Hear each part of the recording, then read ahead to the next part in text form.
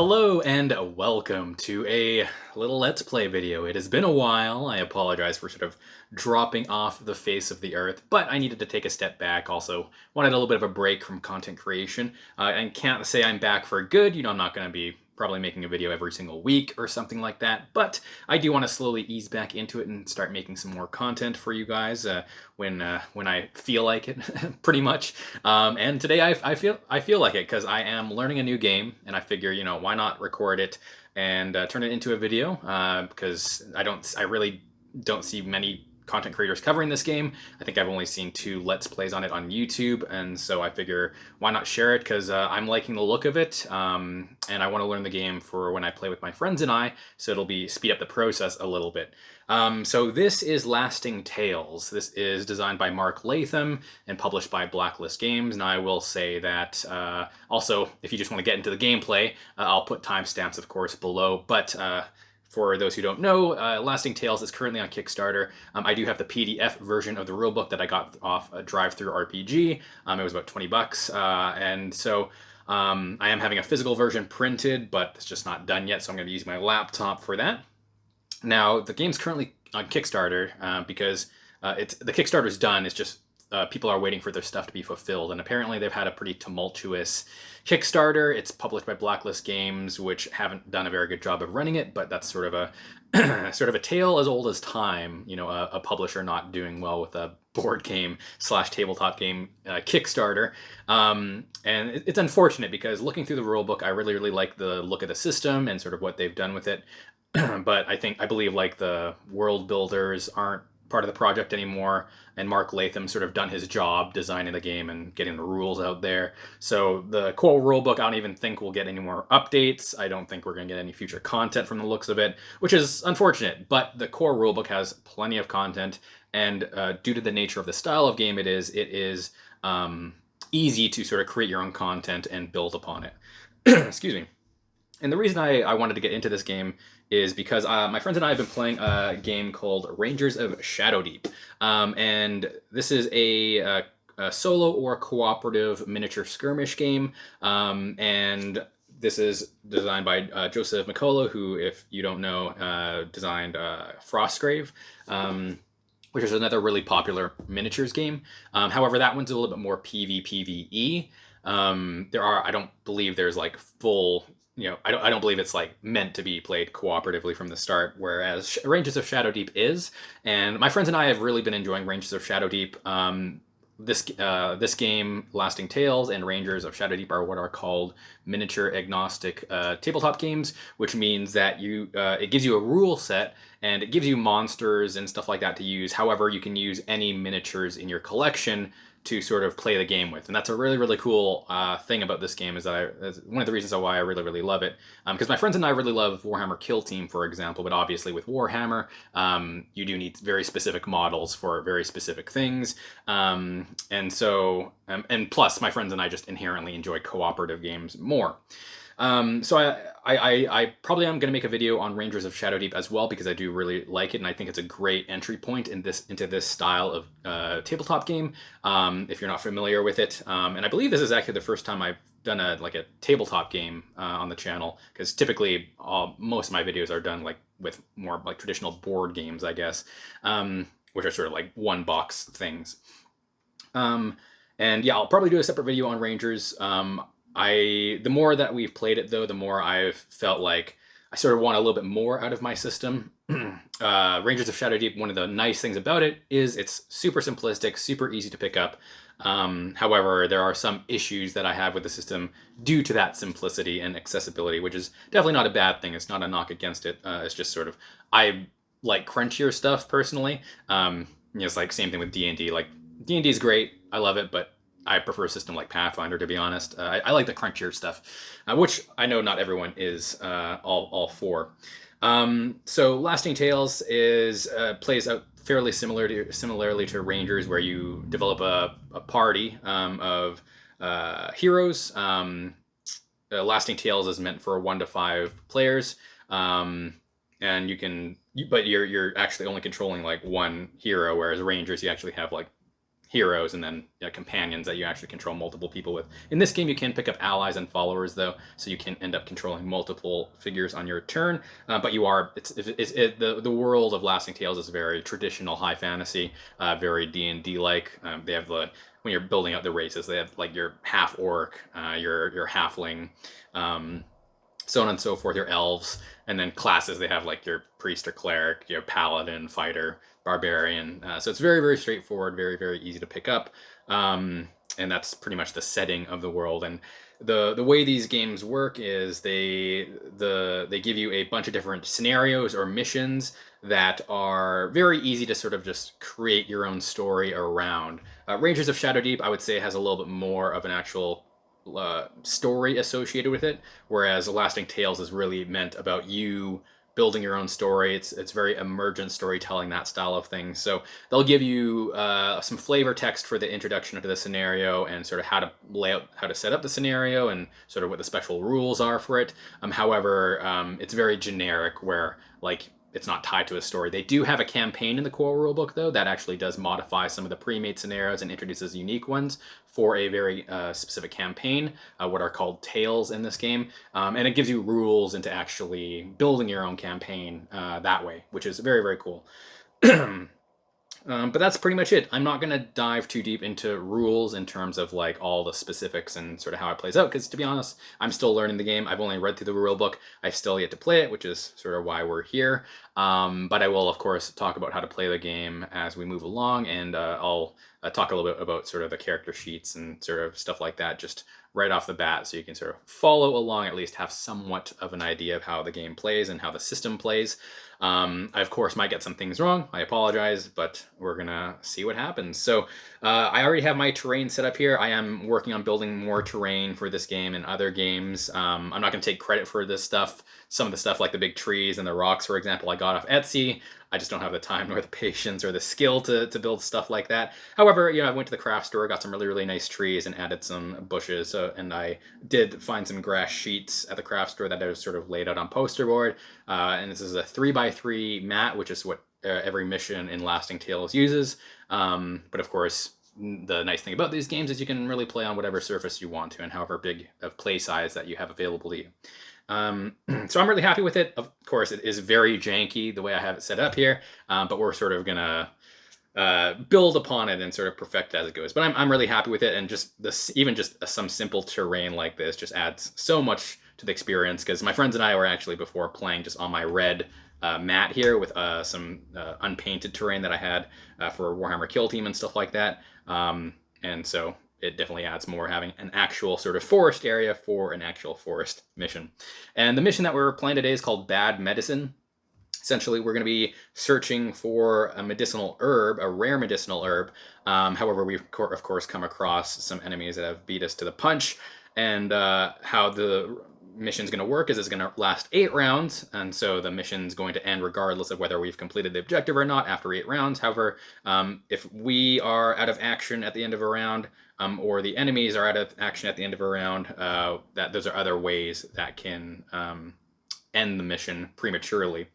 Our objective, there are 6 sort of clue markers that you can see that just look like treasure chests that I had 3 printed. And they are going to act as our clue markers that we're going to be, or objective markers that we're going to be able to search with an action. This game plays on 2d6, so it's a very, very easy system. The very, very cool thing about this system is it doesn't have a bunch of different difficulty check numbers you have to memorize or things like that. You're rolling 2d6, and you have to get a 10 or higher on every single test, whether you're attacking, searching something, etc. And there's, of course, other modifiers that will make it harder and easier to do that, but it's nice that you just have to remember that 10 or higher is a pass, anything less is a fail. And so we're going to be rolling 2d6 when we search it. On a 12 or higher, we're going to actually find the rare medicinal herb. That might seem very difficult, but each time we search a clue marker, we're going to add +1 to the next search.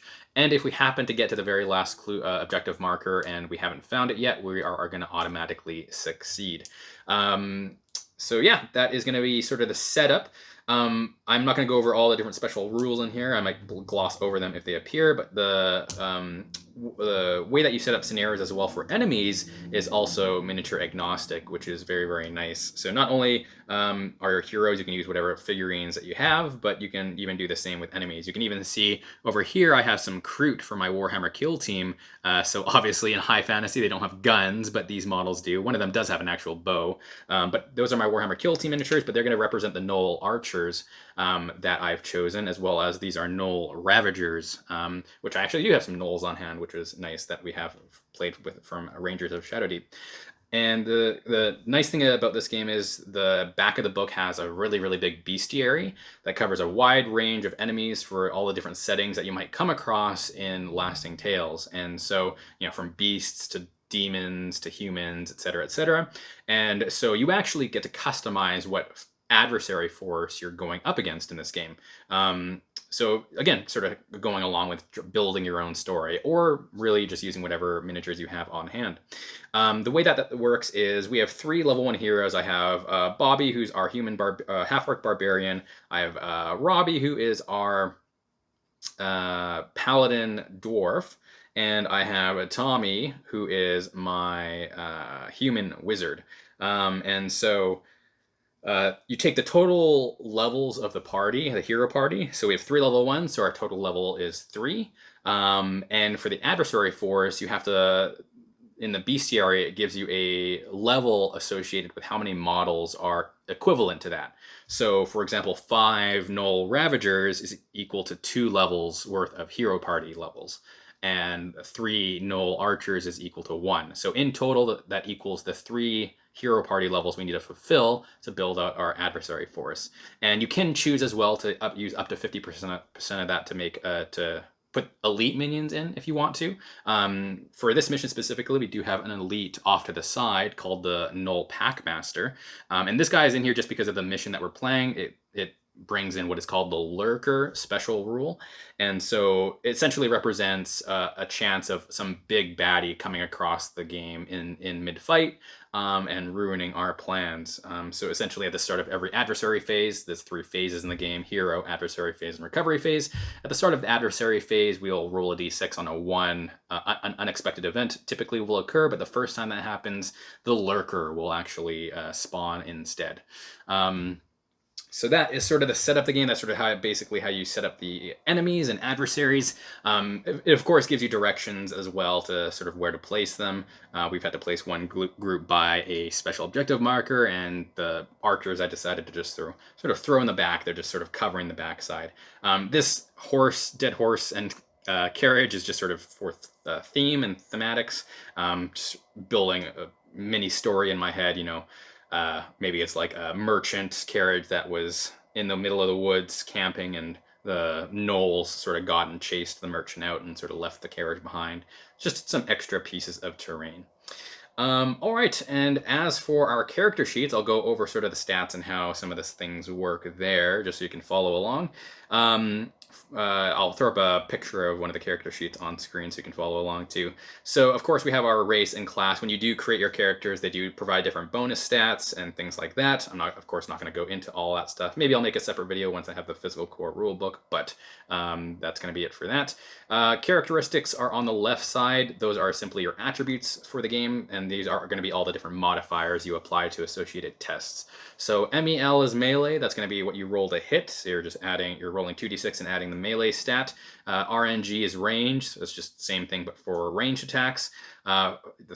Strength is next, and strength is going to dictate on a threshold whatever your strength bonus is for when you do damage. So at 3 strength, for example, you get 0 strength bonus. At 4 strength, you get +1 to your damage, and our half-orc barbarian here has 5 strength, so he gets +2 to his damage rolls, which is very, very nice.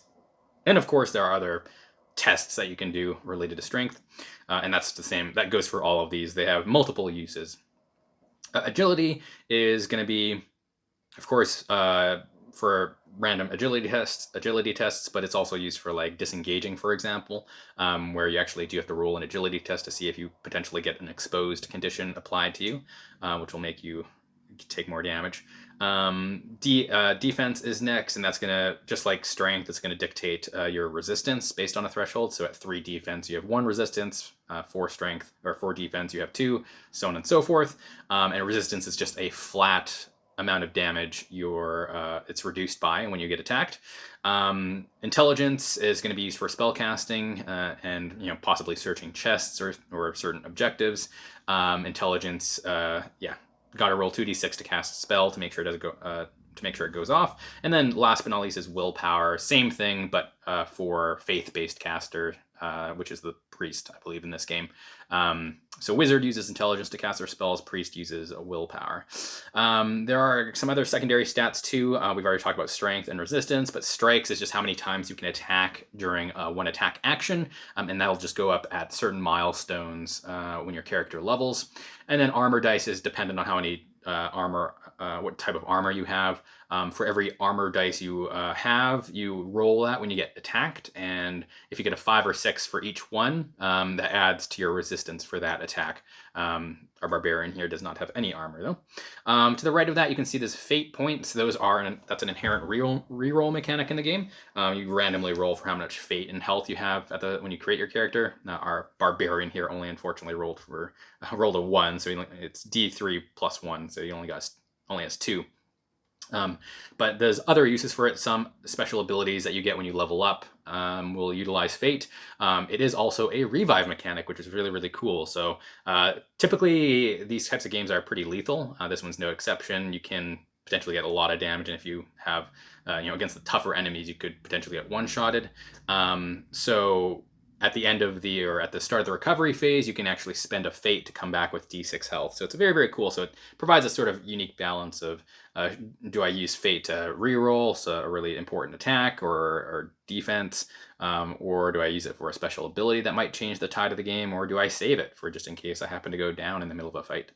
And then we don't need to speak about health because that is pretty basic. Underneath that, you can see their weapons. Every class has a choice of different signature weapons they can have, and these are essentially the weapons you start with and keep throughout the course of the campaign, only really exchanging equipment when you find like legendary or magic stuff. So that just has their damage. When you successfully hit, roll d6 and add the damage in addition to your strength bonus, and then they usually come with some special rules. For example, our half-orc barbarian has a great axe, which is cumbersome, so you get -2 attack or -2 melee, so it's harder to hit with, but it hits like a truck. It's two-handed, so obviously not wielding a shield at the same time. And that is sort of how the character sheet is. The Tommy is the spellcaster, so he does also start with some spells. His signature spell he randomly rolled was a heal, and he has 3 cantrips as well, which are mostly utility stuff, but they don't cost power. And so power is essentially just a limited resource that you can use to fuel your spells, and you get 1 of those back at every single turn. So with that introduction out of the way, I think we are ready to start the game. And we are going to begin with the heroes phase. So everyone in this game has a 6-inch base movement. Keeps it very, very simple, very, very straightforward. However, heroes have a action, a attack action, and a move action. So when you move, you can actually spend your regular action to run, which adds a d6 worth of movement to your movement. So we are pretty much going to push everyone up. I think we're going to try to loop around here. I don't really want to, I feel like splitting party in this game, just like with most games, is very, very bad. So we are going to just move, and we can also activate in any order, which is very, very nice. I believe earlier iterations of this game actually had an initiative order, which they got rid of. So let's use our paladin first. He wants to charge ahead. We're going to use our move action plus an action to run. So we get to roll a d6. Only got a 1, so we add just 1 inch, so we have 7 inches total of movement. That is going to be enough to just sort of tuck him behind this rock, just to avoid any of the archers potentially at least doing too much damage to us, because terrain does provide extra armor dice as cover. Next up, we're going to use Bobby here, our barbarian. He's going to run as well for 4, so that gives us a total of 10 inches of movement, and that's actually enough. There's 6 there. and it's going to be another 4. So just a little bit behind there. He can charge in and start sort of culling some of those enemies there. We don't want to spread everyone too far apart, but I think this is fine while we sort of move alongside. And then our last but not least, we have Tommy, who is our wizard. He uses his action to cast spells, so I don't know if he won't be able to get in range. Yeah, he won't be able to get in range because it's 12 inches. So he's going to run as well. He runs for 4 as well. So that is going to put him... We're actually going to keep him more defensively with Robbie, I think, our paladin, because our paladin's super tanky. So that's 6 inches, and this is another 4. So we're going to tuck him behind there as well, keep him hidden. So that is going to do it for the heroes phase. So it's the adversaries phase now. So typically we're going to be rolling a d6 for unexpected event on a 1. Normally we'd have a random table of unexpected events we'd roll on depending on which region we're in. However, because we have the lurker in play, if we get a 1, this guy spawns, which hopefully doesn't happen in the very first round because he's an elite mob. That is a 2. That was very, very close. So nothing happens. He still stays hidden. And so then we move on to activating adversaries. And just like heroes, we can activate in any order that we want to. Of course, it's your game. If you want to make it easy, you can make whatever is most beneficial for you. But we're, of course, just going to move along the line. Now for melee adversaries, so these games also all play on sort of a predetermined AI system. They're all pretty much always the same because it's just there's only so much you can do there. But typically they'll target the closest enemy they can see. Melees will try to get in with 1 movement and melee attack. Otherwise, they might, if they have a ranged weapon, they'll use a range attack. And if they still don't meet anyone in that first melee move, they'll do a run action and try to get into melee as well. And pretty much everyone can only see... Yeah, everyone can only see Bobby here, except the archers. The archers actually can't between the rock, the carriage, and the tree here. So they'll actually move towards the closest special objective. But I think we'll just have them sort of spread apart, and that I think will be more thematic. They'll just do a full move in one direction. So they're going to move 6 inches. This guy will sort of spread out there. This archer is going to move out this way. And this guy will actually come up and charge behind the Ravagers to give him a little bit of backup. And so line of sight with these miniature games, you sort of have to crouch down and look behind, draw an invisible line from the model to any part of the other model, excluding like weapons that are sticking out, things like that. And that's how we determine line of sight. So really... Let's see. I mean, most of the Ravagers can see through this tree just a little bit, at least enough to know there's someone there, especially our big half-orc barbarian there. So this guy is going to roll up. He's going to go 6, and since he doesn't have any ranged weapons, and he also doesn't get into melee combat, he's going to run. Now, Null Ravagers, as well as a Packmaster, have what is called Fleet. It's one of their special keywords that lets them roll 2d6 and pick the highest one for their run. So they got to move really, really quickly. So he rolled a 4 on the highest dice, so that gives him another 4 inches. And he's going to sort of hop over this dead horse and sort of charge in towards Bobby. This guy's going to do the same. Ooh, he gets a 6, so he has 12 inches of movement. So it's going to be 6 there, and he's going to loop around. Ooh, he's coming in hot. This Ravager can also see Bobby.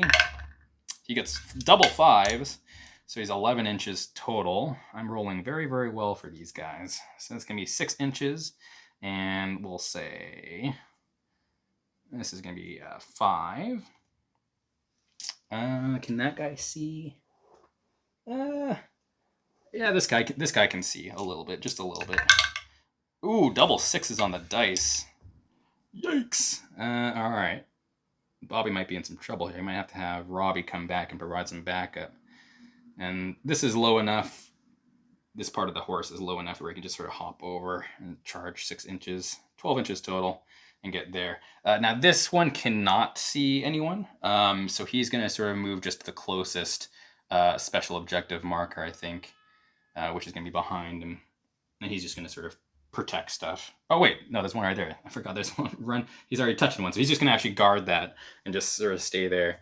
And that's gonna do it for the adversary phase. Now, at the end of the adversary phase, it's actually a chance for anyone that we've killed comes back to life as sort of to represent maybe other forces that have come across our battle or monsters or what have you. So it sort of keeps everything going because obviously you want to keep tension going. So this is what this is for, this little mat here that's printed out of the rule book. You can see there's on the left side here is the graveyard, and then on the right side is the reserve. So we don't have to do it for this first round because it doesn't activate until the second round. But once it gets started at the second round, we roll to see for every enemy that's in the reserve, we roll a d6. For every 6 starting from round 2, it comes back on the board at a random spawn point, and that'll get easier as the time goes on. So round 6 and higher, it's on a 4 or higher, enemies come back. And you do that for each enemy in the reserve. And then after you're done that, you move everyone from the graveyard to the reserve. So when you kill something, it ends up in the graveyard. It's sort of like a 2-step process where you'll spawn new enemies from the reserve, and then everyone from the graveyard moves into the reserve. So you can get lucky, and maybe something doesn't spawn during the fight, but the more that the less that enemies spawn from here, the more it sort of builds up, and the higher chance that you might get a really bad round where sort of everyone comes back. So it's a very, very sort of fun way to do things. And that's it for the adversary phase. Trying to think if I missed anything else. We have the third phase now, which is the recovery phase. So this is where out of action heroes can spend a fate to come back to life. This is where wizards get a PowerPoint back, and so on and so forth. All right, and that will do it for round 1. So it is going to be round 2 now. Also, if you're wondering why I did not attack with any of the archers, it's because no one was in range. They have 18 inches max range on their bows, and they just weren't able to see Bobby anyways, so they weren't able to shoot anyone. All right, so we are back at the top of the hour. Also, normally for this setting, for the wilderness scenarios, we would actually roll a d6 at the start of the round to see if certain special rules come into play. This mission specifically will have the storm rule come into play starting from round 6. So you didn't have to actually worry about rolling that. All right, so Bobby's got a lot going on here. They're not grouped up enough to us to do sweeping attack, which lets us potentially kill more than one thing. I think what we might do is I have Tommy here. He can see this guy, and he is within 12 inches. Yeah, definitely within 12. So I think we might have Tommy go first, and Tommy is going to throw voice. It's one of his cantrips, so it doesn't cost a power, but he gets to choose a point within 12 inches in the line of sight. Nearest unengaged enemy nearest to the point must pass an intelligence check or immediately move to the point and also get slowed, which means they don't move during their activation. What I might do is... Yeah, you can also see through the bushes and see that one as well. I think here's what I'm going to do. I'm going to target this... Oh, wait, it has to be the closest one, huh?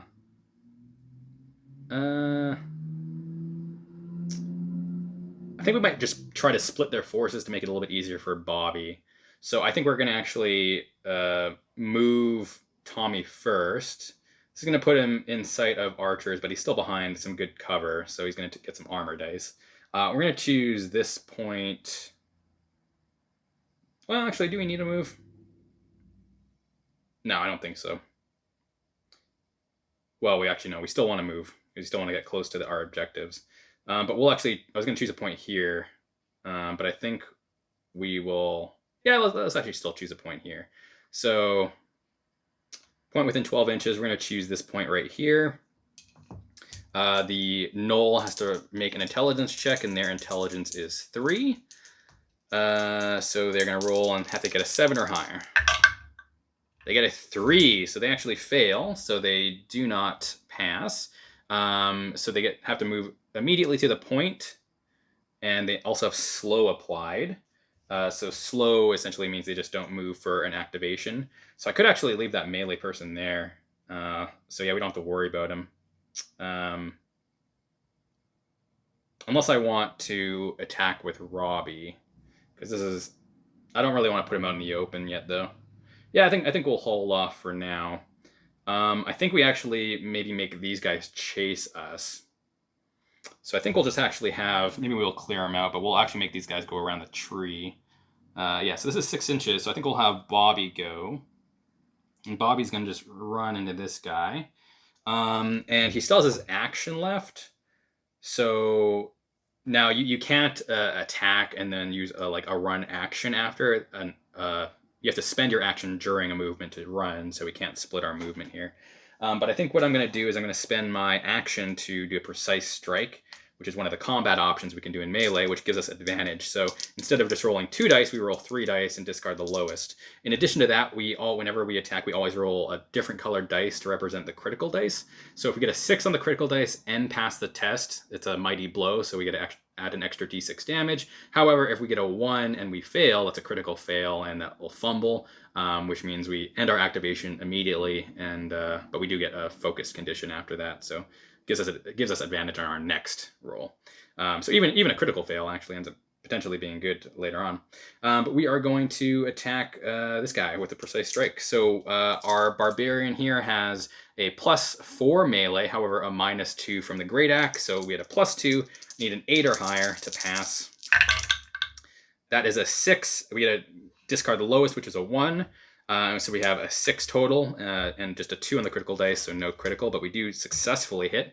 Now the gnolls do not have any, they don't have any resistance, but they do have an armor dice. So we're going to roll our damage first. We have d6 damage +3 for the great axe, +2 for our strength bonus. So d6 +5 damage for, it's very, very likely we're going to kill these guys because all of these gnolls only have 3 health.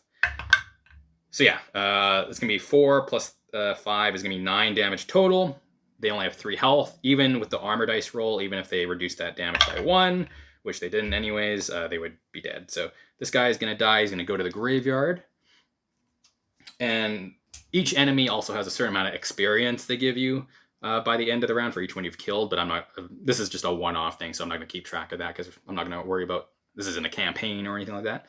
And that's going to be it for Bobby. It's a little bit risky. Bobby is just definitely out in the open, but you know, we're gonna be risky. He's got a lot of health, and we're gonna hope that works out in our favor. What I actually will do, though, actually, I don't need to put Bobby in too much danger.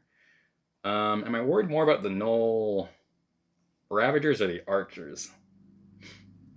Probably the Ravagers, huh?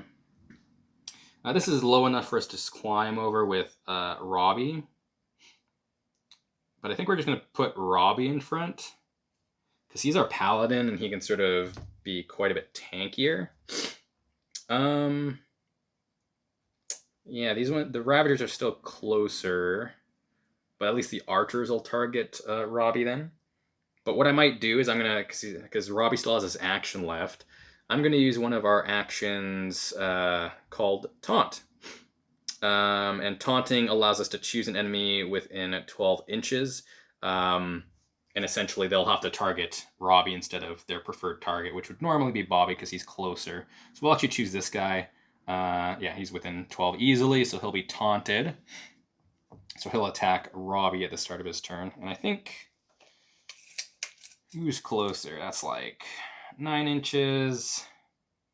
Yeah, it's a little less than 9 inches. So I think this guy is closer to Bobby, so this guy will attack Bobby, and these two will go and attack Robbie. And then the Archers, of course, do whatever they want to do. All right, that's going to be it for the Heroes phase. Started the Adversaries phase. Let's see if the Lurker spawns. It's a 2 again, so it luckily dodged that. Adversaries can go. So Adversary, we'll have the melees go first. They're just a little bit quicker on the draw. I really want to get in there, cut some people up. Or at least in this case, stab. They actually are supposed to have spears, more accurately. So we'll go with this guy first. This guy is going to move 6 inches because he is taunted, so he has to attack his taunt target. He can't quite reach him, so he's going to run. This gets 3 inches. That's enough to get into melee. And he is going to attack You can do a melee attack after a run, however, you can't do a ranged attack after you run.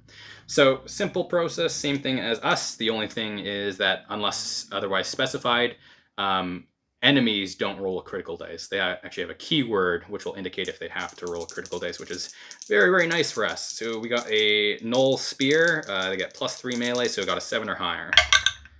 That is a 6, 5 and a 1. That is going to be a miss, which is very, very nice for us. And then we're going to have this one go. So this one is closer to Bobby, though. So he is going to go on. So it's going to be 3, 6. And he's also going to have to run to make sure he gets within range. Again, I get to roll 2d6, which I actually didn't roll for the other one, because they're gnolls. I got double 4s, so it doesn't really matter. 4 is definitely enough to get within melee, so he's going to strike Bobby here. Same thing, 7 or higher. That's going to be a 5 on the dice. Not enough, so that's going to be another miss, which is nice. And then our last, well, not last one, but our Ravager over here is going to target Robbie. Again, moving 6. And then running. Oh yeah, 6 and a 5, definitely easy to get into melee with them. Now, in terms of ganging up bonuses, you only get a bonus against the enemy if they are what is called surrounded. So if they are between either other creatures where their base can't fit between, or maybe pieces of terrain as well, only when they can't move their base between things is when they're what is called surrounded. So enemies would get +2 to hit against them. But however, he can still escape if he needs to, so no bonuses there. But he's going to attack. Gets a 9 on the dice, +3, so that is going to be a successful hit. The Knoll Spears have Pierce on them. They're only d6 damage, but they are Pierce, meaning it ignores 1 point of armor dice. And we do have 2 armor dice for Robbie here, because he's wearing heavy armor. So we're going to roll damage. Rolls 3 damage. Our dwarf is super tanky and already has 2 resistance, so already 2 of that damage is negated. For that last point of damage, we only go roll 1 dice. We normally would roll 2, but because of Pierce, they ignore 1. And I got a 5, so that is going to be our last point of damage negated on a 5 or a 6. So he fully blocks that with his armor. I'm glad that we took most of the brunt of damage from Bobby. And then our last Ravager is going to go as well. You don't have to do like one group at a time as well. This is just sort of what I'm doing. I could swap between Archer and Ravager if I wanted to. So that Ravager still cannot see anyone, but he sort of started to hear the fighting. We'll just say that he runs around here and wants to sort of get into the fray. And then here he spots Bobby. Gets a 6 on the dice, so he gets for his run. He's going to charge ahead. Now we'll have our archers go. Now, archers, funny enough, so when you are a hero and shooting into an engaged combat, you actually cannot, because you don't want to accidentally hit your friend. Enemies actually don't have that worry. So enemies will shoot into engaged combats. However, they roll a d6. On a 1 or a 2, they actually hit one of their own people, which is another sort of cool tactical way you can play things. Also add some fun flavor. And you could even choose, like, for more intelligent enemies, maybe they don't do that, for example. So we'll have this archer go first. Now they want to... each ranged weapon has a short range and a long range profile. Long range will be sort of the max distance you can even target anyone. Short distance will be what you can target and not have a penalty. So outside of short distance, you get a -2. So their bows only have 6 inches of range. And that's not quite 12 inches total. So even with a move, they're not going to be able to get into short range. However, they still want to prioritize that. So we'll say this guy is going to take some cover and move here and shoot into this engagement. So we'll just see first who he hits. On a 1 or a 2, he's going to target one of the gnolls instead. That is a 5. So he still hits Robbie, unfortunately. But Robbie's super tanky. These bows are pretty basic. They don't have any special keywords. They have +3 range. He is outside of 6 inches, though, so he gets a -2 to hit. So effectively is +1 right now. So he needs a 9 or higher. That is an 8, 6 and a 2. So that is actually going to be a miss, thankfully. And then we'll have this guy go. He's going to, of course, move towards the carriage, I think. Try to take cover behind there. He's going to be the same thing, though. This is the closest enemy he can see. So we'll see who he hits first. That's a 6, so he does hit Robbie. 9 or higher, because he's outside of 6 inches as well. That is a 7, so that is actually a miss. If he was within short range, he would have hit there. And then last but not least, this guy is going to just move towards this objective, because he can't see anyone. Yeah, I still can't see Bobby between the wagon here. All right, and that is going to be it for our adversaries. Now there's no one in the reserve yet, but end of the phase, everyone from the graveyard goes into reserve. So next round can potentially spawn that. I think that's it for adversaries. And I'll just double check to make sure I don't miss anything, at least nothing major. Yeah, check spawns. Cool. So then we have the recovery phase. No end of round effects here. Out of action here is recover. No one's out of action. No one's used power points. And then no victory conditions fulfilled either. So we move on to round 3. Heroes. Yeah, we got to get out of dodge here. We're getting slowed down. So we're going to start actually with this combat right here. I'm going to activate Robbie, and he's going to use his action to do what is both his attack action and his regular action to do a sweeping blow. So what this does is I get to make an attack on this enemy. If I happen to kill him, I can do a free attack on the next enemy, but with a -1, and I could actually do that so on and so forth. So if there were 4 enemies, I could potentially kill them all, but it would be a cumulative minus penalty to hit for each one. But the first one is regular, so we're going to attack this guy first. Again, we have 2d6 plus 3, so we need a 7 or higher. Ooh, that's only a 4. Well, 7 total. It's only a 4 on the dice. I'm actually going to... This is pretty important. I think I kill this. I'm going to spend a fate point. He only has 2 fate points, unfortunately, so I definitely want to save 1 just in case we get down, but I'll re-roll this. Oh, that is... Oh no, that is a 5. Plus 3 is an 8, so it's a fail, and we got a 1 on the critical failure dice. Oh, that means it's a fail. That means our turn immediately ends, which doesn't really affect this, but we actually do get the focus condition, which means we do get a advantage on our next roll, which is actually a positive. However, Robbie is sort of stuck there now. I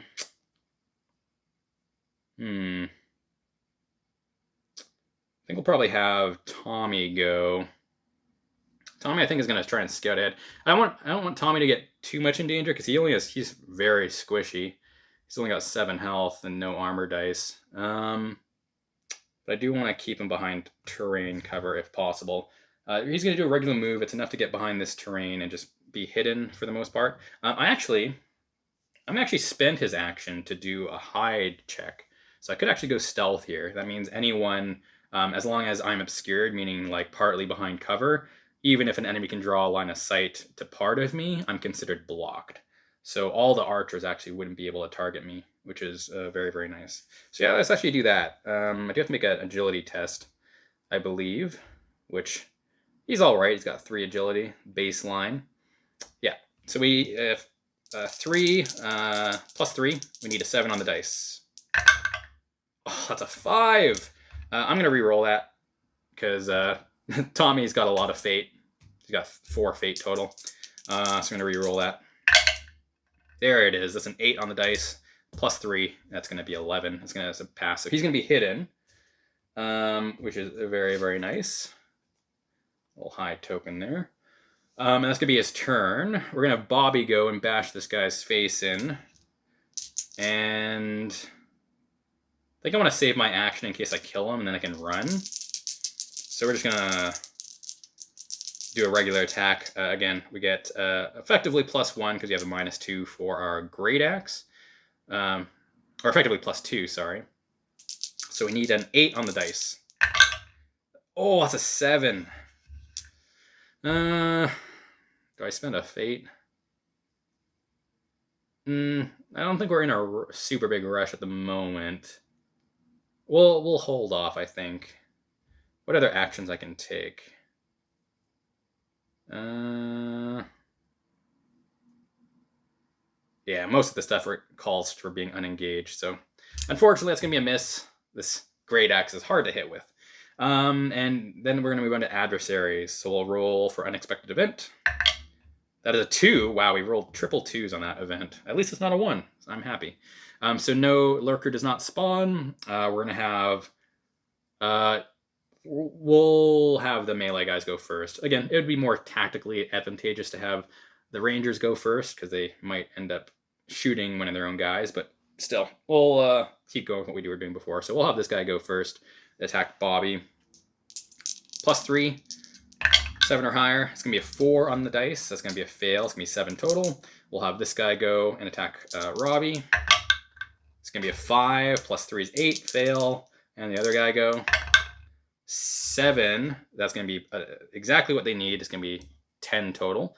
Success. So he'll roll damage against spears, negate 1 armor dice. It's going to be 4 damage. 2 is blocked from his inherent resistance, and then his 1 armor dice he gets to roll doesn't block it. So 2 damage goes through, bringing him down to 12. Yeah, because I said 4 damage, right? Yeah, rolled 4 damage. So he's down to... I'm using the wrong character sheet. Down to 7 health from 9. So he's getting there, but luckily his armor's doing some... Whereas his inherent resistance is doing a lot of work. All right, we'll have this guy go charge in. I believe he is closer to... Yeah, it's like 7. It's a little less than 7. So he's going to target Robbie. So he will have to run, though, to get within melee. But I guess he's pretty much guaranteed to get in. Yeah, 6 extra movement. So he's going to loop around and target like that. Again, not quite surrounded. There is still space for Robbie's base to move, but getting dangerously close. And he's going to attack. So he gets to roll 2d6. +3. It's going to be 7. +3 is 10. That's going to be a success. Same thing as before. So he's going to roll for damage. Gets 5 damage. 2 of that is inherently blocked. And for one armor dice, because of Pierce, we don't block it. So it's going to be 3 damage. Uh-oh. Robbie's in trouble. He's down to 4 health out of 9. Luckily, Tommy is within range. Oof, and all these archers are going to shoot him too. All right, well, archers get to go. Again, they're going to try to prioritize getting within short range. So he's going to move 6 inches right up here. And he's going to shoot into this combat. Again, we'll see who he hits. That's a 3. He does hit his intended target. No penalty because he's within 6 range. A 6-inch short range now. It's going to be a 4 on the dice. +3 is 7. That's going to be a fail. This guy over here is going to run 6 inches to do pretty much the same thing. Can you get 6 inches from here? Not quite. He does have to actually go up a little bit further. And they actually wouldn't go... I don't think they would go all the way up. They would just maximize the distance because they're still ranged. All right, this guy's going to go and attack to do the same thing. See if he randomly hits one of his own guys. That is a 1. He is going to hit one of his own guys. So there's 3 of them here. So we'll say on a d6, 1 to 2, 3 to 4, 5, and 6. 3. So it's going to be this closest guy. Pretty makes sense. He's sort of in front, right in the butt. So he's going to attack him. Oh, he gets double 1s. He gets a super fail. It's not a critical fail, but I actually wanted him to hit there. Unfortunately, he does not have fate to reroll that. This guy over here is going to just charge up as well. Take cover behind the dead horse here. And he is going to be able to see Bobby now. He's going to shoot him, but he is out of 6 inches of range. We'll see if he happens to hit this guy. It is a 1. He is going to attack him. So he does get a -2, though, so it's less likely he's going to hit here. With that -2, he gets +1, so he needs a 9 or higher on the 2d6. That is a 11. He definitely hits him. D6 damage, 5 damage. Again, even with the 1 armor roll here, this enemy is going to die because he only has 3 health. So he ends up in the graveyard. Oh, thank you, Mr. Noel Archer, for shooting your buddy. Cool. So that does it for the adversaries. So we'll roll in the reserve to see if this adversary respawns. On a 5 or a 6. That is a 5, so it actually does respawn. Spawn points is dependent on the corner. So on a D6, he'll spawn in that corner. On a 3 to 4, spawn in that corner, and a 5 to 6, he'll spawn in this corner. That is a 3, so that is going to be in this far corner here. He's going to spawn in. Cool. Yeah, it doesn't say inches wise, so I guess he goes right in the corner. And then this guy will end up moving into reserve. All right. We have recovery phase. No one's downed yet. So we are going to move on. Let us start around 4. Let's roll to see if Lurker spawns. That is a 6, does not spawn, which is great because we are in a very, very bad situation. At least Robbie is. I think we're going to have Tommy go first because Tommy can actually heal. Can restore 1 HP to caster and friends within 3 inches. He is within 3, so that is fine. And we can boost it for 2 power points. He has 3 power points total, and he gets an extra 1 plus HP per power spent up to a maximum of 3 max HP restored. But let's just see, of course, if this spell goes off. Because this is his signature spell, he does get a roll advantage. And we do roll a critical dice for spells because on a 1, it's a miscast where an unexpected event occurs. And on a 6, it'll be a mastery, so we actually get a power back. Oh, yeah. Oh, that is actually a critical hit on the dice, and we definitely succeeded with double 5s on the 2d6. So that's going to be a success and a power back. So out of the 2 that we used to boost, we'll get one of those back, so we only spend 1 effectively. So we have 2 power left, and we get a heal, effectively 3 to myself, but I'm not damaged, but we'll heal 3 to Robbie, which is the important part. So he's back up to 7 out of 9 health. All right, doing much better. Now that does remove his hidden status, but I think we're going to try to have him start searching up some of these things because we need to get a move on that. So he's going to... Ooh, do I go in the open? I think for 1 shot, I think that's fine. Because these guys are going to target closest enemies anyways. So we're going to move 6 inches. We're going to try to loop around this piece of terrain here. Alrighty. Bobby's actually freed now, so I could actually tie up those archers. We'll see how this combat goes first, though, because Bobby might want to help out Robbie. So Robbie is going to do a sweeping blow. If we get really lucky, we could potentially kill all 3 of these guys with 1 attack or 1 action. So we are going to target this guy first. We're going to spend our attack action and regular action to sweeping blow. Let's see what happens. We get a +3, need a 7 on the dice. That is a 6. That is going to be a miss. Ugh, I have 1 fate left. Do I spend it? No, Robbie is the most likely to go down at this point. We'll have Bobby go. Yeah, so that unfortunately is going to end his turn. Bobby is going to loop around and get into melee with these 2 because he can actually do a sweeping blow as well. He does get -2 to inherently because of his great axe, but we still get +2 total. We need 8 on the 2d6. That is a 6. You know what? He's going to spend a fate. He has 2. We're going to try to get this. He's got 1 out of 2 fate left. There we go. That's a 9 on the dice. No critical, but that is going to hit for that guy. We have +5 effectively on plus D6. So that's going to be 9 damage total. Again, even with the armor dice roll, that guy's definitely dead. So because we did a sweeping blow, we can attack this guy now with an extra -1. So we have -3 total. So we have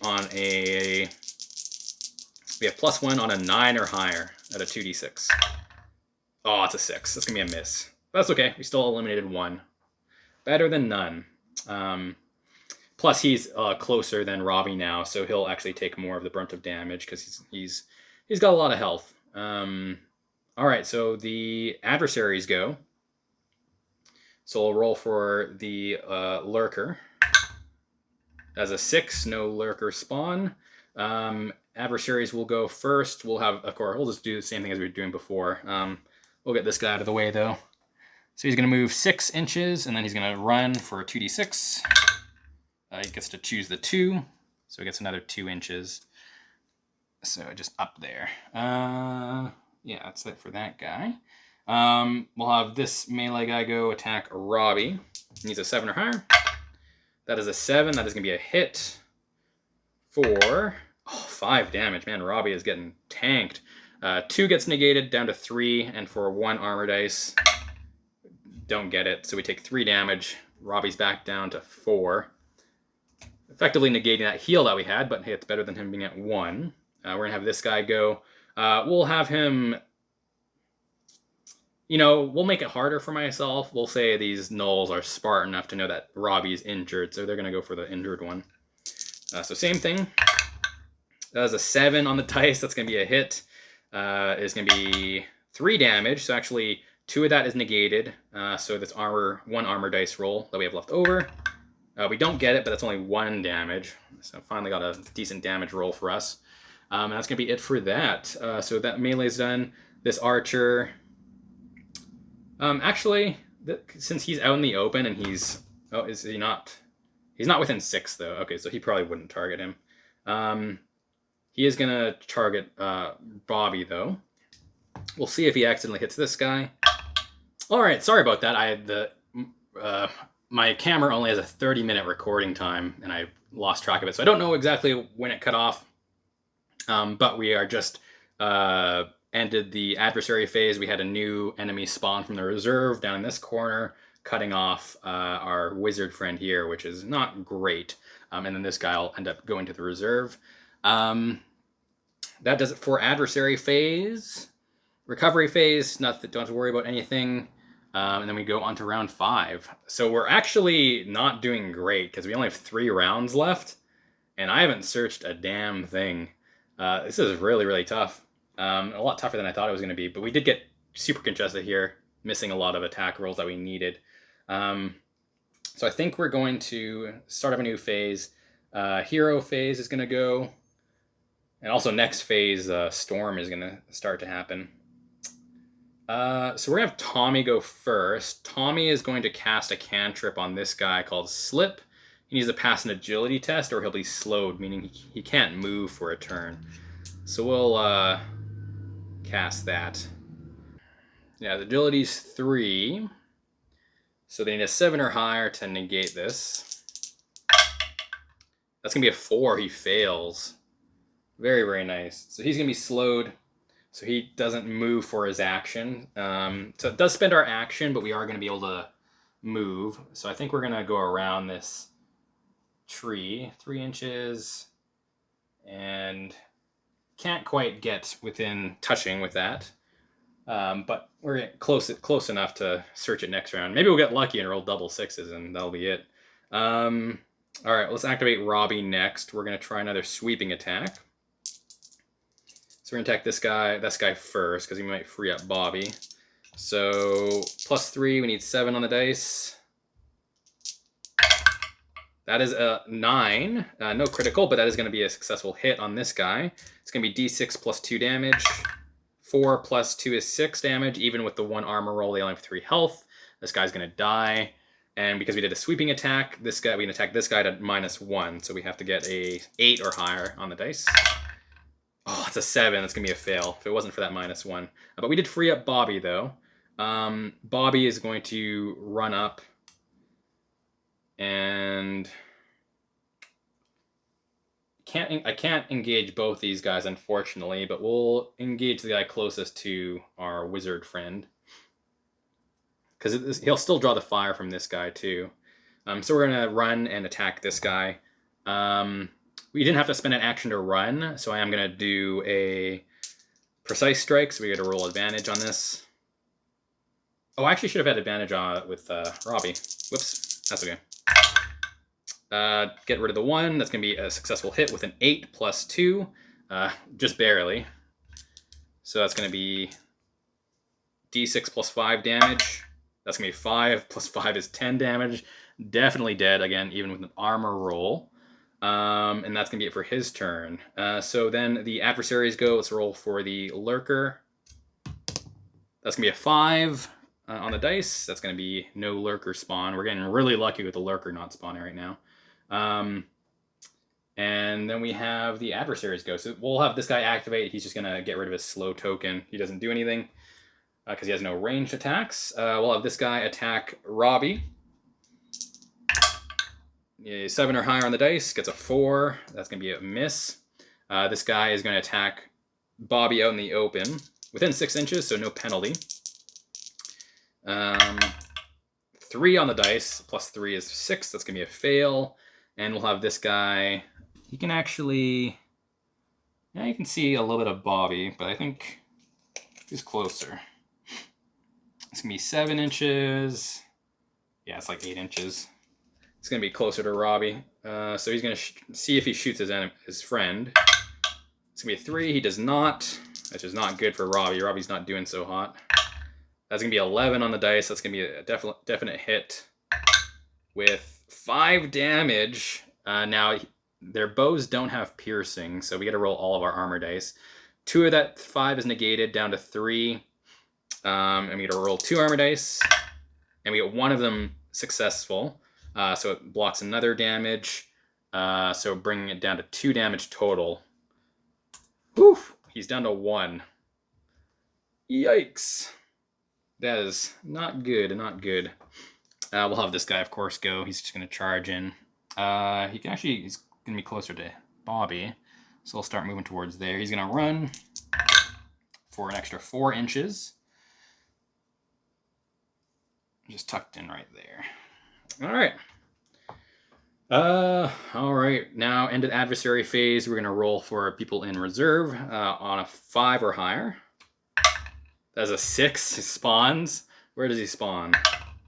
A 4. 4 was in this corner here.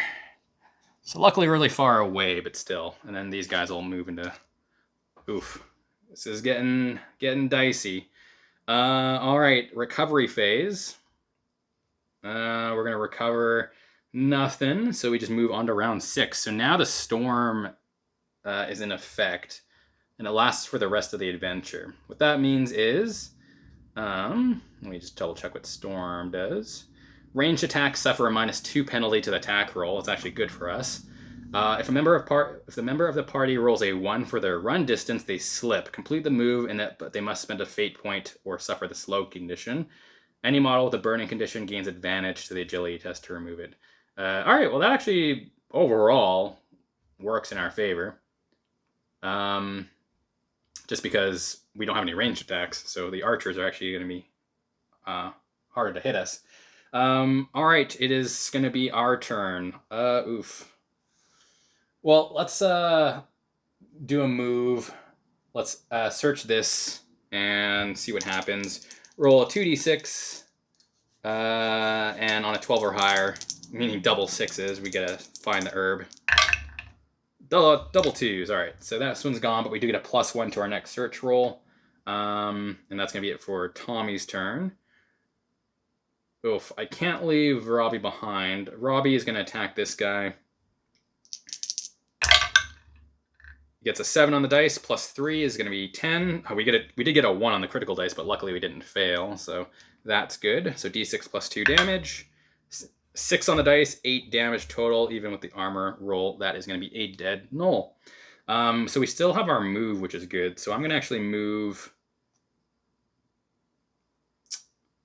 Yeah, it's not great places to move. I could tuck behind here, but I think I want to be a little bit safer, and we're going to...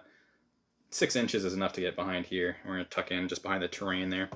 All right, Bobby is going to go next. With the -2 for the archers now, I'm not as worried about them. I do want to get these searches going. So we're going to... Because we only have a couple of rounds left.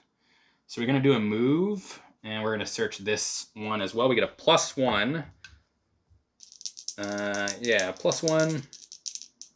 Oh, sorry. Yeah, +1. That's going to be a 6 on the dice, 7 total. That's going to be a miss. And that is going to be his turn. So adversaries get to go next. Let's roll for the lurker. That is a 1. The lurker spawns. Oh, God. Now, the lurker spawns near the center of the board within, I believe, 6 inches. We'll say through the storm, he barely heard us. He's coming in from maybe messing someone else up. Now, this guy's an elite minion, so he's really, really tough. So I just want to get out of dodge as soon as possible. All right, well, the adversaries also get to go. So that's not good. And I believe he does get to go. Yeah, he gets to activate as well. This is so bad. So bad, so bad. Alrighty. Let's see what happens. We'll have this guy go for the wizard first. So it's going to be 6 inches to get here. He's going to run. Yeah, 5 inches is enough to get into melee. He's going to attack. Oops. 6 on the dice, plus 3 is 9. It's not going to be enough to hit, which is very, very lucky for us. Who's closer? We'll sort of just operate this way. So we'll have this archer go. That's going to be just over 6 inches. That's going to be just over 6 inches as well. It's like really, really close. But I think because Bobby's out in the open, he would target him first. So he's going to move within 6 inches and shoot. But because of the storm rule, gets -2. Gets a 9 on the dice. That's exactly what he needed, unfortunately, even with the -2. So it's going to be d6 damage. It's going to be 4 damage. We have 1 resistance on our barbarian friend. So it's going to be 3 damage total. Bringing Bobby down to 11 health. Luckily, he has a lot of it. No armor, though, but that's okay. This archer can only see through the bushes Robbie, but he is still going to try to get within 6, so he doesn't have as much of a penalty. And that is going to be enough. So he's going to shoot Robbie in the face. -2 for the storm. It's going to be 11 on the dice. It's going to be a super hit. But it is going to be, we are going to get, this is pretty dense. So we're going to say it gives armor rating of 2. So it's going to be 5 damage. Ooh. Robbie might go down here. Actually, Robbie's guaranteed to go down here because he only has 1 health left. 5 damage even with the 2 armor dice that we roll. And the resistance that we have. Well, actually, no, we get extra armor dice from the terrain. So we get to roll 4 armor dice. We have 2 inherent resistance, so it brings it down to 3. If we block 3 of these, then we actually survive. Nope, we didn't even get a single one. I could use my fate here to re-roll that, but I'll just use my last fate when it comes to recovery phase to come back alive. So Robbie gets shot in the face, goes down, unfortunately. And we're going to have the Ravager go. The Ravager does see Bobby here, so he's going to run 6. And roll 2d6, take the highest for run. That's going to be 6. Oof, he actually does get into melee. And so he's going to attack now. That's double 6s on the dice. That doesn't mean it's a critical, luckily. But it is going to be an uber hit. It rolls d6 damage. It's going to be 5 damage, reduced to 4 because of resistance. And that means Bobby's down to 7. This is not going so well for us. All right, let's have this guy run. 2d6 run. Gets a 5 on the dice for an extra 5 inches. And we're going to have the Packmaster go. So the Packmaster, let's make sure I don't miss any keywords for him. Oh, he's at 6 health. Jeez. Oh, shoot, I forgot. Packmaster actually has the Mighty keyword, or Master keyword, so he actually should have went before everyone else went. Not that it mattered in this situation, but good to know. He also has Fleet. He's got acute senses, so can't hide within 6 inches of him. And he actually does roll a critical dice. Yikes. He can see, I would say he could probably see Bobby's head. I mean, he's like dead down on the ground, so you can see Bobby over top of the rock. So he's going to run Even with a full run, he's not going to be able to make it, which is good, but still going to get close. Man, he rolled double sixes. These dice are too good for the enemies. And he's going to charge into there. All right, so we're gonna try to get to the other objectives, and hopefully, if we can get to at least one or two or more of those, and get the herb condition, or get the herb, by the time round 8 comes along, maybe we'll have survived. Cool. Well, that's gonna do it for adversaries. We are going to roll for everyone in reserve for each one. We'll do the archer first on a 4 or higher. That's a 1. Luckily, he doesn't spawn for the ravager. He gets a 1 as well. All right, these two don't spawn, but this guy goes into reserve. So there's a good chance someone's coming back next turn.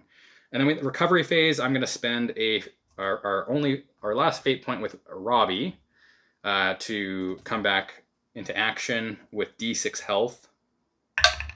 2 health. Not the best, but better than nothing. Yeah, because I think it's D6 health. Just to speed things up, I'll just say it's D6 health. I'm pretty sure it's D6 health, so come back with 2 health. It's not quite out yet. And then Tommy will get a power back, getting back to his max of 3 power. Hopefully we can heal some people, but we're stuck in combat. All right, so we are on round 7. We'll represent that with round 7. So we have this round and another round to find this herb, which I don't think we're gonna have happen, because I could disengage from here, but I'd only have a move. Oof, this is not good.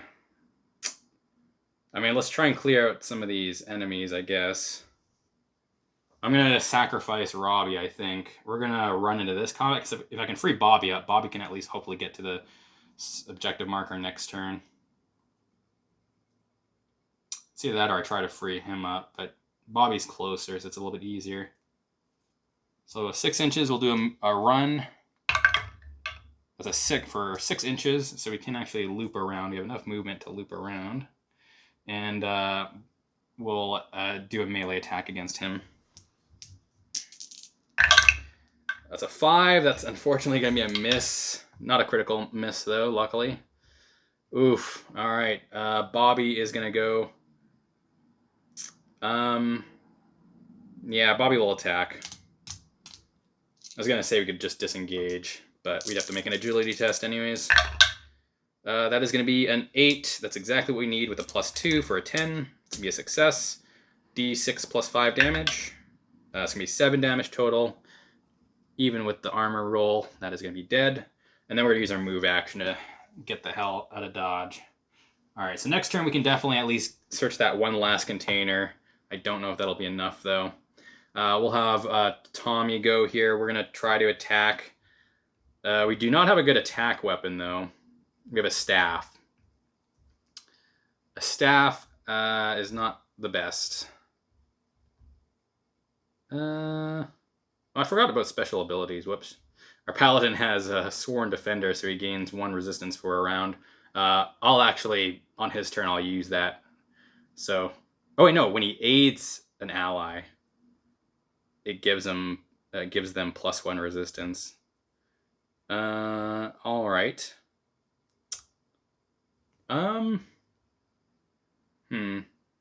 Yeah, I guess we'll just actually we have 3 agility. We'll actually just try to disengage, because we also have -1 attack. We have more success doing agility tests. So we need a 7 or higher on the dice, because we have +3 agility to disengage. That's an 11, so definitely disengage so we can run away. But it does use our action, so we're just going 6 inches, which is going to be behind there. So we're not going to be able to completely run away from that Ravager, but at least it gets us out of range or out of sight of the archers. All right. Oh boy. Adversaries get to go. Roll for unexpected event. That's a 4. Nothing happens. However, Packmaster has to go first because he has the master keyword. He's just going to dive in here and probably end up killing Robbie here. So Robbie, or sorry, this Packmaster has +3 melee, but he does roll a critical dice, and he has a d6 +2 damage halberd. All right, so he needs a 7 or higher. That's a 6. That's actually going to be a miss. We got very, very lucky there. We'll have this guy charging behind Tommy and attack because he's just on his tail. 7 or higher. That is going to be a 9. That's going to be a successful hit for 4 damage. But because of our staff, even though we have -1 attack, we do get 1 armor dice for the first melee attack against us. So it's going to be how much damage? 4 damage, reduced to 3 for resistance, and we get 1 armor roll for our staff. Didn't get it, but 3 damage is better than 4. So that brings him down to 4 health. He is hurting. This guy can see Bobby past the rock. So I think we're going to charge him behind here for 6, and then a run for... That's going to be 3 on the dice, on the higher dice. So it's going to be another 3 inches. Just right there. We'll have the archers go. This archer is going to shoot into this combat. Maybe he'll shoot the Packmaster. We'll see on a 1 or 2. That is a 2. He actually shoots the Packmaster. See if he hits, though. He gets -2 because of the storm. So it's going to be 6 plus 1 is 7. That's going to be a fail. Unfortunately. This guy's going to do the same. He wants to get within 6 inches to shoot Robbie. See if he hits his Packmaster. He does not. Uh-oh. Robbie's going to go down here probably. That is an 8 plus 1, because normally they have +3, but -2 because of the storm. So he actually misses. They need a 9 or higher on the dice. That storm is actually helping us out very, very much. All right, that's going to be the adversaries. So we got to roll 3 dice for these guys. We'll do the archer first. See if they spawn in. He does not. On a 4 or higher, we'll do for the other Ravagers. All right, one of them spawns in at the far corner. I can't go that far, but we'll just say he's right there. This is gonna be the last round, anyways. Recovery phase. Nothing happens, and we go to round 8. This is the last round. It's not looking good. We pretty much have 1 chance to do this. The heroes go first. We're gonna have Bobby run and search this. He gets +2 for the previous ones, so on a 10 or higher. That is a 6. Does he have any fate left? Bobby does have 1 fate left. He's going to use that fate to reroll.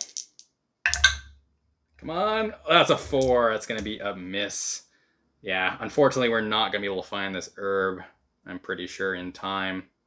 Unfortunately. But that's going to be it for that. We'll have Tommy go. We'll see if we can do a dent into this guy. We are rolling, need a 7 or higher on the dice. That's going to be 8. Is it going to be a crit? No, not a crit. It's a 5. But it's going to be d6 plus 2 damage. 4 plus 2 is 6 damage. The Packmaster has only 1 armor, but also 1 resistance. Oh, the Packmaster actually has 2 strikes. Whoops, should have attacked a second time. So 6 damage, reduced to 5, and then armor dice. He does block with the armor. So that is going to be 4 damage total, bringing him down to 2 health. Almost killed him. Unfortunately, did not. And then we'll have Tommy go. Screw it. Tommy's going to attack this guy. Gets -1 for his staff, but +2 melee. Hey, that's an 8. And a crit. 6. So we get to actually add d6 damage. Which he normally gets d3 for his staff, so this actually might kill him. So we'll say the silver is the d6. So it's 1 plus 3 is 4. Even with the armor roll, that actually would kill him. Oh, so we'll say Tommy gets to move into within 3 inches, and we're gonna have him heal Tommy. Not like it matters, but just for thematic purposes, why not? And we'll boost. We'll see if this goes off first. That does Oh, we get a roll with advantage because of signature spell. Double ones. That actually does not go off, unfortunately. And that is going to be a waste of our power there. And that's going to be it. And I'm just going to end it here because, unfortunately, that is going to be it for our run. We have 3 things that we did not search, unfortunately. And end of round 8, we would have ended up not having the medicinal herb in play, and we would have had to retreat because the storm gets too bad. So the storm becomes so severe that the party must leave the area, even if it means abandoning the search. If at least one herb is in possession of a standing hero when this happens, you have won. If not, you have lost. So unfortunately, we have lost, so we do not get XP for the rewards, and we don't get gold for the reward as well. We still would, if we were playing a campaign, we still would be getting the XP from actually killing our enemies. However, all that XP is totaled up and divided between the heroes. But that is going to be it. That was actually a lot of fun. I do think this one's possible. It did look really, really bad for us, but I think we definitely got stuck here a lot longer than I would have liked. I probably could have used my spells a little bit better to sort of pull enemies 2 and 4 people, but honestly, we just missed a lot of attacks I think we should have hit here, and that could have been a game changer, because 1 or 2 extra rounds, we could have at least searched 1 or 2 of these, and not very likely, but has a good chance of actually getting it. But that was a lot of fun, even if we lost. I definitely, as the course of the game went on, I think I started to get a hang of it. I really like the system. I enjoy how it plays out a lot more than Rangers of Shadowdeep, especially when you have an attack action separate from your regular action. You get to do a lot more things. Plus, it's nice to be getting into combat and not having to worry about potentially dying, even if you're the attacker. So that's one of the things in Rangers of Shadowdeep is whenever you attack, both you and the enemy, no matter who initiated the attack, rolls to see who rolls combat. And it's a D20 system, and not only is the D20 determine how much if you hit or not, whoever gets the higher roll in addition to combat modifiers wins the combat, and they get to do damage. And whatever you rolled on the D20, that actually ends up being your damage as well. So it's very, very easy to get one-shotted on both sides. Even a small rat or a fly could end up killing you in one shot, even if you were the one initiating the attack. So that's it's very, very swingy. Which is a sort of a positive for the game in the sense that it does make for some very, very epic moments. But I do really love how they did the D6 system in this game. I do think that it feels pretty well balanced. Like I was taking damage, I was doing damage. You know, the lowly grunts were easier to kill with one shot, whereas the Packmaster and the more elite monsters definitely do feel a lot more threatening, and they do take more damage to deal with. Having a ranged party member would have definitely made a big difference in this mission, but I sort of just wanted to see how it would work out, even if you had more of an unbalanced party with 2 melee characters, which honestly it worked out fine. I did forget some special actions I could have taken or special abilities, but all in all, I think this mission was doable. It felt balanced, it felt fun, it felt engaging, and it felt like I was actually doing things and making like actual impactful tactful choices. I really like the graveyard system. I think it makes for some nice tension, and it sort of eases enemies back into the field at a good pace. And yeah, luckily we didn't roll any other expected events. We only got the Packmaster into play, and nothing worse than that. But that was our very first game of Lasting Tales. I'm actually really looking forward to playing more of this. I'm very much looking forward to playing with my friends, and we're going to actually start the campaign. And it's a whole separate thing I haven't talked about, because the campaign actually has like a bunch of different things you can do in between scenarios you play out, where you actually spend settlement turns and settlement actions to like go visit certain places in town to like gamble or to look for a rare magical weaponry or sell things or things that are specific to your class. So there's a lot of cool campaign elements to that. But that is going to be it. Hopefully you enjoyed this video. Hopefully you enjoyed learning about this game. Again, the PDF for the core rulebook is on Drive-Thru RPG for about $20. 100% worth it in my opinion. But it sort of depends on if you want to support them, because obviously I know some people are a little iffy on supporting companies that don't do a very good job of handling Kickstarters. Regardless, I think the game is a lot of fun, and hopefully you enjoy want to see more of it, because I feel like I'm going to be making more videos on this game, and I'll of course make some videos talking about Rangers of Shadowdeep as well, and sort of comparing the two. But that's gonna do it for this video. It's good to be back. Hopefully you enjoyed it, and I will see you all in the next one.